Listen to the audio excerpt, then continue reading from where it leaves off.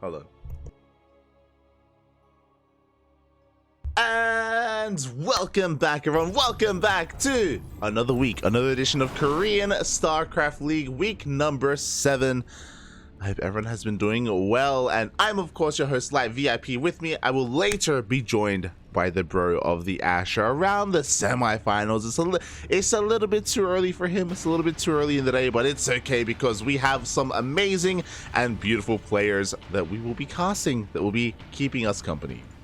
And one such player is here in the bottom right hand corner of Neo Humanity. We have the Chinese Terran player himself, previously known as Blue Ming.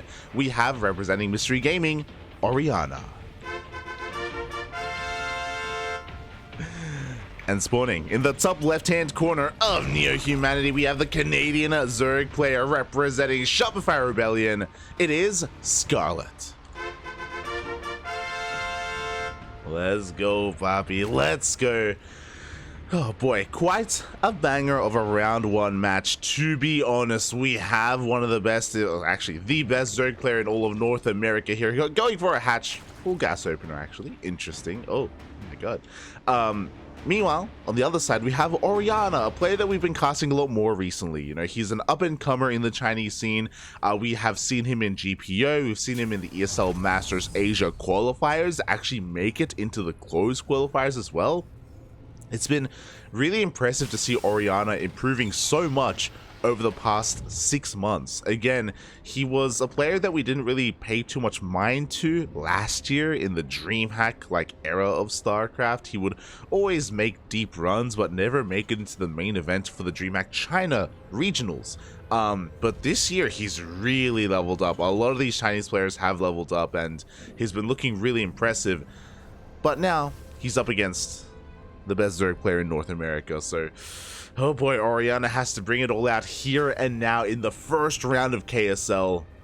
Likewise, Scarlett, I mean, she's going to be the favorite in this series, but we'll see what she has to offer as well. Like, it was honestly a really interesting opener, going for that hatch pool gas opener. We already have Lings slipping out across the map as well. This is something that's a little bit more common on Neo Humanity just because the rush distance is so short. You just bypass the slow zones, you go around the map, and you're going to be able to delay that CC. Before that happens, Reaper shows up, confirms that, hold up, things are looking a little bit off, but the Reaper's already across the map, and the Lings are here to, yeah, hopefully delay that CC. SCV is going to go down. We only invested in 2 Lings as well, so a very light investment here from Scarlett. Didn't make 4 Lings or 6 Lings, only 2, and this is already worth it. She gets a full scout of the main, she confirms the 3cc opener, and she also delays the CC. So nicely done. Can she trade a little bit better here? No, she doesn't get the Marine, but again, 2 Lings, or like investing into 1 pair of Lings, was already worth it here for Scarlett. Behind this, 3cc, 111, standard opener from Oriana. Ooh. Okay, so with this Scarlett, she's going to be able to take her 3rd base as well. A little bit later because of the opener, but it's okay, it's okay. It's not the biggest of deals. Like, we have a good saturation already on our 2 base economy, and Scarlett is going to keep the pressure up as well. We opened up with a pool first, or with the with a hatch pool. Now we're going to be going for that follow-up Roach Warren as well. Now, what is scary is that the Reaper, happened off screen, but the Reaper did go down. So actually we have no scouting right now. We're going to have some Hellions, and soon Oriana's going to move out with them, but it's so important that Oriana catches wind of the tech, because it is going to be that first sign of aggression that Oriana needs to be prepared back at home. Thankfully, Oriana is also going for a 1-1-1 follow-up. Banshees are going to work amazingly defensively, but again, like, it is important for him to at least get that scouting information. Again, Hellions move out. They're doing a great job at just denying some creep here and there wherever they can. 1 creep tumor going down already. Can we get a second? We can. Oh, just barely get that second creep tumor as well. So, you know, some nice damage being done, but we haven't gone into the natural. We haven't seen the Roach Horn, and 5 roaches are already in production. Now, 5 roaches may not look like a lot, and it's not a lot, but that is enough to sneak out across the map and to do damage. Hellions do nothing against roaches, and if the Banshee is halfway across the map or across the map by the time they show up, then these roaches once again can do a lot of economic damage, maybe even force liftoff of the CC. And we got the roaches are sneaking out across the map at the same time Oriana is pushing in with his Hellions. We do have a lot of queens. If the queens can keep up with the rotations, then these Hellions shouldn't do too much damage. And yeah, I worry. Thankfully, the Banshee is actually staying at home. Interesting choice here by Oriana. I mean, I imagine the Banshee's waiting for the second Banshee so we can move out with 2 at a time. And the Roaches show up, but there is defenses back at home. We have a wall finishing up just in time as well. The Roaches will power through, and they'll still be able to deal some damage. The target firing is real. How many SCVs can we get? 5 SCVs already. Oh my god. Can we get 6? Can we get 7? 6 SCVs going down here for 5 Roaches. I'm sure Scarlett wanted a little bit more damage to be done, but regardless, 6 SCVs isn't bad. But now Oriana has a pretty powerful army, a pretty strong army. The Banshees are moving out, and we have mech behind this. We have 2 more factories on the way. We have Hyperflight Rotors as well. We are going Banshee mech, a new style of mech, but oh my god, we're not starting off strong as the first Banshee already goes down. Oh, we need to bank up this Banshee count. We need it to snowball over time as we're going into basically a new version of Battle Mech, Cyclone Banshee essentially. Oh, or Hellion Cyclone Banshee.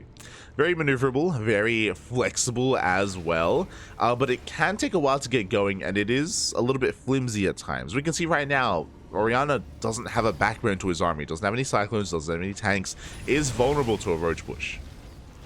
We see the Roach just swatting away these Hellions right now. Scarlett getting her 4th base up and running. Going to be the center base, which makes plenty of sense as we're just prioritizing our creep spread. That 1 Banshee's going in, but again, with only 1 Banshee, we don't have that one-shot potential. It's not really that threatening. It's going to be chipping away, and it does scout the timing on the 4th, but there are plenty of queens to push this back. Behind this, we're going Roach Infestor. Pathogen Glands is going to be on the way here. This is a really good style to do with Battle Mech.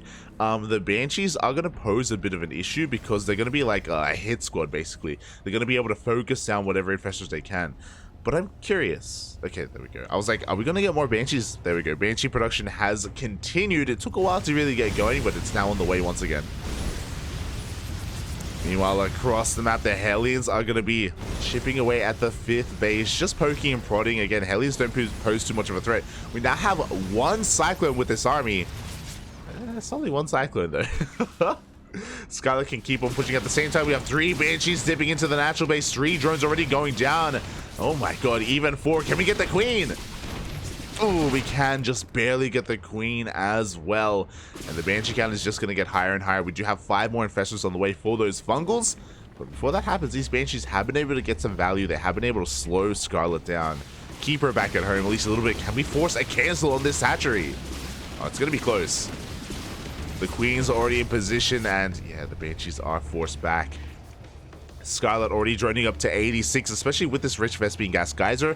Her drone count is perfectly fine. At this point, it's ideal, to be honest, and now she can focus on her army production. Roaches, more Infestors, and she's going to be waiting for Oriana to try to push into one, or try to push onto creep. Before that happens, Oriana is slowing the game down. We have tank production. This is the first sign of things to come. Yep, there we go. We are transitioning out of Cyclone production into tank production. Oriana does have a mobile army, but oh my god! Oh, we do have a last second split there, but again, it had to split into the army as well. The Hellions are going to try and focus on these Infestors, but that's a quick burrow, and Scarlett will keep them all alive.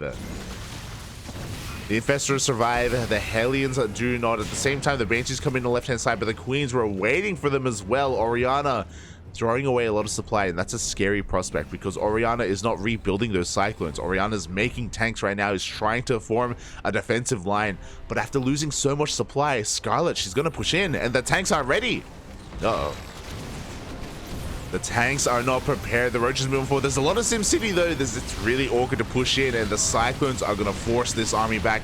We do get a fungal on the Banshees, but the Banshees do target down 2 of those Infestors. Oh, I don't know about this. The Roaches push into tank range. The tanks are now ready for this, and Scarlett is losing a lot of army right now. Oh.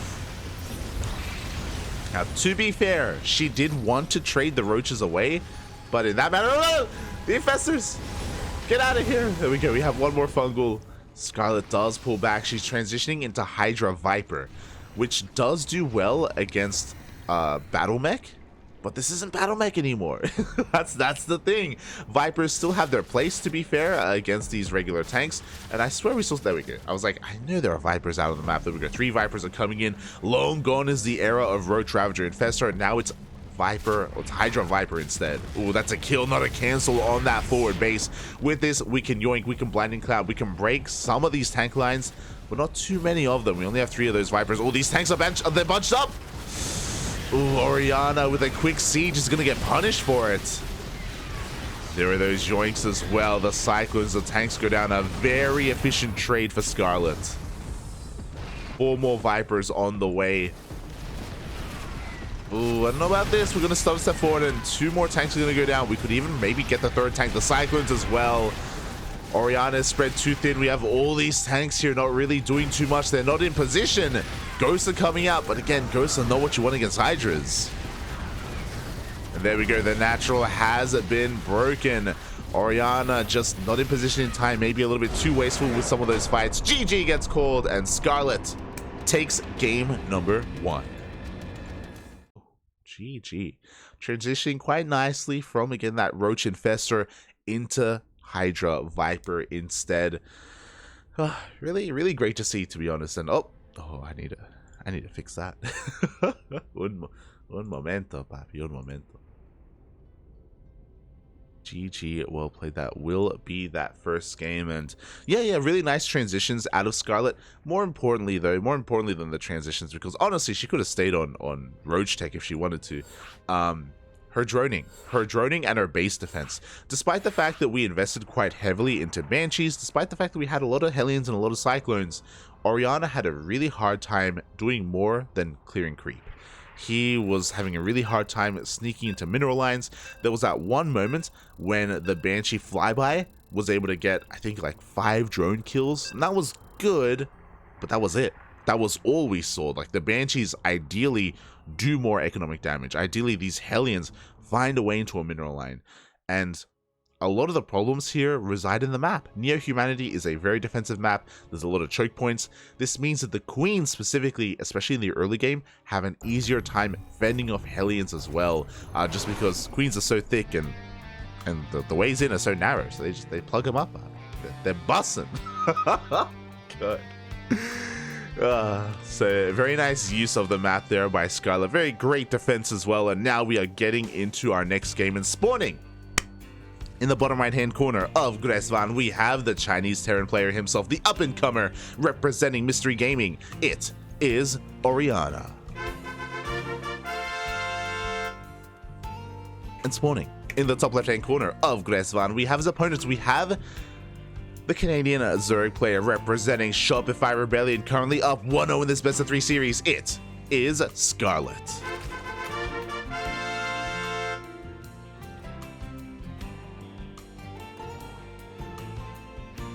Vámonos, papi, vámonos. Game number 2 already, and I was talking about the defensive features of Neo-Humanity and how Scarlett was using them quite well. This is where I have to criticize Oriana a little bit. I don't know if Battle Mech and Battle Mech with Banshees to support are the most ideal unit composition on Neo-Humanity either. I'm worried that this may just be something that he wants to do, period, throughout the course of this series, and he may have already shown his hand. So we'll see. We'll see what his build of choice is going to be here on game number 2. We'll see if he sticks with the mech or if he transitions into bio. What I will say is, again, a couple of weeks ago, we casted Oriana versus Go-Go Joey on in Grand Platypus Open in GPO, and Oriana wasn't playing mech. Oriana was playing bio, so we know that it's within his arsenal. We know it's within his toolkit. Will he use it though? Will he whip it out? Oh. Whip it out, papi. Whip it out. Oh. See in the chat. I'm lined up to read the Dark Copy Pasta tomorrow. Let's go, papi. Let's go. It's gonna be so weird. But I mean, to be fair, I've already read the copy pasta on this channel before, so it's nothing the viewers haven't heard before. It's okay. Don't worry about it. As we're getting into this game so far, pretty standard openers. You know, we have a Rex expand, we have a factory follow-up as well. It's not going to be a 2-1-1. back at home, we had a much more standard opening from Scarlett, Hatch Gas Pool. If you remember, on Near Humanity, she did go for a Hatch Pool opener instead for earlier Lings. It makes sense just because the map is smaller, so she could sneak out across the map and deal that damage. On a larger map like Gresfan, she's just going for a much more economic opener instead. So again, it makes plenty of sense for Scarlett to adapt her openers here, depending on the maps. Meanwhile, Oriana so far is going for the same opener. We see a 3cc, I imagine 3cc Banshee opener, and there we go, there is that starport.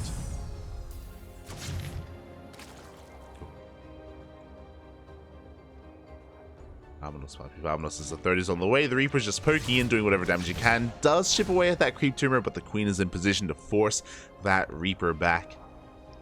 And we'll see if we get that add-on switch as well. There is that Tech Lab, so we should be switching into that Banshee as well. I mean, it's a really standard, it's a really solid opener for those wondering. Again, 3cc Banshee is kind of like the meta stock standard opener in TVZ. For good reason, you know, it gives you a lot of safety and it gives you a nice economic boost as well. Oh boy. And yeah, I really respect Oriana for not really doing anything too aggressive in the early game against Scarlett. Like, he wants to go into these mid-game scenarios against her, which is, you know, I respect that. I really do respect that. Especially considering that, again, he is more of the up-and-coming player. He's here to test his mettle instead. There we go, we do see that cloak on the way, and that is being confirmed by Scarlett. She comes in from behind the natural base, confirms the opener, and backs on off. Sees Cloak researching, is fully aware that she needs to prepare herself for Hellions and for Banshees. Meanwhile, Oriana's still being quite active out here on the map. Scarlett's just been joining on up, just making an extra wave of Lings to make sure Scarlett has enough to deny a dive from these Hellions. And now we have our first tech of choice at the 4-minute 30 mark. It's a lair. Again, a very standard timing for this lair. Very, again, standard. Way out of Scarlett. No early Roach War this time, no early Evo Chambers or Baneling Nest either. Boom. So far we're getting kind of the signs of a normal game from both these players in Game 2.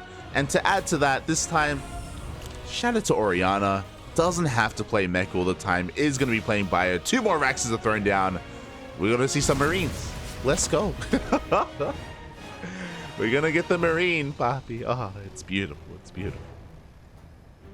Again, this kind of leans into what we saw from Oriana recently. You know, he isn't a one-trick pony. He isn't just kind of stuck in only playing one style. He has that versatility to switch between bio and mech. And I do love his bio, to be honest. Like, I really loved the series that he had against Gogo Joey, and I want to see more. Oh, it's beautiful. As we do have both Banshees sneaking out across the map, bearing in mind that Cloak is researched, so detection will be required to deal with them. They're going to be able to maybe get a couple of drone kills, maybe try and deny this 4th base as well, as the Hellions are trying to clean up some of this creep, but the creep threat from Scarlett is insane right now. She's getting towards that halfway mark, despite all these Hellions. The Banshees do head in towards that 4th base. At the same time, the Hellions do threaten the 3rd, but the Lings are in position for the Hellions. The Queens are in position for these Banshees as well. Where's the detection? There it is with that Overseer, and Oriana is pushed back on both fronts, both the left and right-hand side. So far, no damage, which is okay because Oriana hasn't lost anything. He hasn't lost any Hellions. He hasn't lost any Banshees yet, but ideally, you want to get a little bit more damage. Behind this, you know, we're just getting our 3rd CC up and running. We're just getting our droning going as well. There we go. Some of this creep is going to be cleaned up here in the middle of the map. And Scarlett is going to be going from Lingbane into Lingbane Hydra, actually. And this is really interesting because Scarlett is actually going to be delaying Carapace and prioritizing attack upgrades, both melee and range. This is really interesting because especially against biocentric compositions, Carapace is so important for your Banelings to actually survive long enough to actually connect with the Marines. Because she's going into range, and because this Hydra Den is very early, she's actually hyper invested into Hydras. She could be going from Hydra into Lurker play as well. We'll see. This is really, really peculiar. As we do see the army of Oriana pushing on forward here once again to clear up some of this creep. The Ling Bane is going to be waiting for him. Not too much of it, but this isn't a dedicated push anyway. It's just here to clear up some creep to get some damage done. Transfuses are on point so far. Not a single queen goes down. Oh, but we don't want to push up the ramp. We don't want to fight off creep. Here we go. The Baileys do finish up in time. Scarlett trying to force this back. Oriana is trading against the energy of the queens, but the queens do stand strong. And Scarlett is free to take her 5th base to drone up. Oh my god. Oh, that's a load of drones. Is she... oh my god. That's 104 workers, Poppy. Is she playing like the team game strategy request that we did last night? 104 drones here from Scarlett. With this, she should be topped up. She should be fine when it comes to the drone count. This is a little bit scary because this is a lot of supply, not in army. So her army is going to be smaller than usual. So I'm a little bit concerned about that. But here we go. She's diving on top of this and she will catch all of these Hellbats. No, but the Marines push on forward, and now Scarlett's in a little bit of danger here. She needs to morph in as many Banelings as possible. There we go. The Banelings are on the way, but Oriana's pushing on forward. Does Scarlett have enough to defend here? A lot of the Banelings were used up on those Hellbats. We do see the tanks laying siege upon the mineral line as well. Oh, a lot of drones going to be going down. Scarlett is switching into Carapace, by the way. Switching back in. Only having 1-1 to start with. And with this, Oriana's going to be denying any kind of mining here at the 5th base. But Scarlett, it's okay. She's taking another base here towards the south instead. Does drop up here on the high ground just to pick off 1 queen. Oh, but at the same time, here we go. Scarlett dives on top of this army, and she should have enough to clean this up. The tanks go down. The Marines do stand strong, but without these tanks, Oriana doesn't really have a backbone to his army. Scarlett survives. Loses a couple of those workers down to 98. Oh, that may not be enough. We may need to drone up again. That's a joke. Hopefully she doesn't drone up again. We need more Ling Bane, Pop. We need more Ling Bane. And there we go. We have more Ling Bane. It's possible that Scarlett may have assumed that Oriana was going to go for like a different composition. Like Scarlett never rescouted the main base. So it's possible that the range upgrade was just in case it was going to be mech again. Oh, meanwhile, mine shots are going to be going off only on Lings and not on Banelings. We're going back into pure Ling Bane. We're not going to be transitioning into Lurker tech. We do have that Hive, but only for adrenal glands. So Scarlett just pivoting back into a more solid Ling Bane Hydra army. Up! Ooh. 10-minute mine drop. You love to see it. Does get a couple of workers here. Does knock Scarlett back down to 93 drones, which is still fine. Again. Oh no, she's droning back up. 11 more workers on the way. No, we need that. There we go. 105 drones. My god. That's a lot of drones. So because she has such a high worker count, she needs to trade. Like, Scarlett needs to be as aggressive as possible and keep trading out armies. And oh my god, speaking of trading out armies, a medevac does get caught out. She needs to keep on piling that pressure. Here we go. Another Ling Bane army towards the left-hand side as well. Does take down the planetary. And mate, it's all planned here. Scarlett, she knows that she needs to be aggressive, and that's what she wants to be here in this game, in this series. 24 SCVs go down alongside a CC. And she needs to just keep rebuilding and trading out once again. The danger here with this style is that if Oriana gets momentum and if Oriana takes a fight on Scarlett's side of the map, again, her army is going to be a little bit smaller, and if she takes a fight poorly, then it's going to take quite some time to rebuild, and things can escalate really quickly. But that's why she needs to keep trading and keep remaxing time and time again. Here we go. The mines do borrow, but only a single one goes off. We have the power bomb here on the medevacs as well. Oh, the splits are good. The Marauders survive, but I cannot say the same about the Marines. Oriana will lose his army, and Oriana is running out of steam. Has been losing too many SCVs at too many bases. Doesn't have the economy to sustain these losses. And Scarlett does. Scarlett has this insane economy. She remaxes immediately once again. Look at that perfect symmetry. 100 drones and 100 army. Balanced, as all things should be. Oh. And here Oriana just is trying to muster up a defense here with mines, with Marines, with Marauders. A very efficient army, don't get us wrong. but doesn't have the numbers. The creep spread is getting insane as well, just encroaching the forward bases of Oriana. The Baileys roll in, no reaction. The planetary goes down, and another mineral line. At the same time, we have a second army pushing in towards the triangular third base as well. Baileys rolling on in, and oh my god, they connect with everything. They connect with absolutely everything. The boys are being pulled here to main out over towards the forward base. GG gets called, and Scarlett will take the series 2-0. GG, very well played. I see Simpsons chat. 200 drone challenge. True. Oh my god. Scarlett with yeah, something we don't see too often in ZvT. Just in a way, just over investing into her economy there and being able to just keep trading, keep rebuilding so often with that. Very impressive play there from Scarlett. Shout out to Oriana as well. It was a rough round 1 match. That's the reality of it. You know, it's always a tough thing to go up against a player of the caliber of Scarlett in the first round. So that will be the end of Oriana's run, but it's always great to see him, and we will be seeing more of him, I'm sure. Again, we have 2 broadcasts today. We are starting with KSL, and later on tonight is going to be Grand Platypus Open, where I'm sure Oriana will make his return. Oh, so GG, well played. With that, I do have to quickly... We will have to quickly try and find another series. Oh, and also, hold on. Bam, there you go.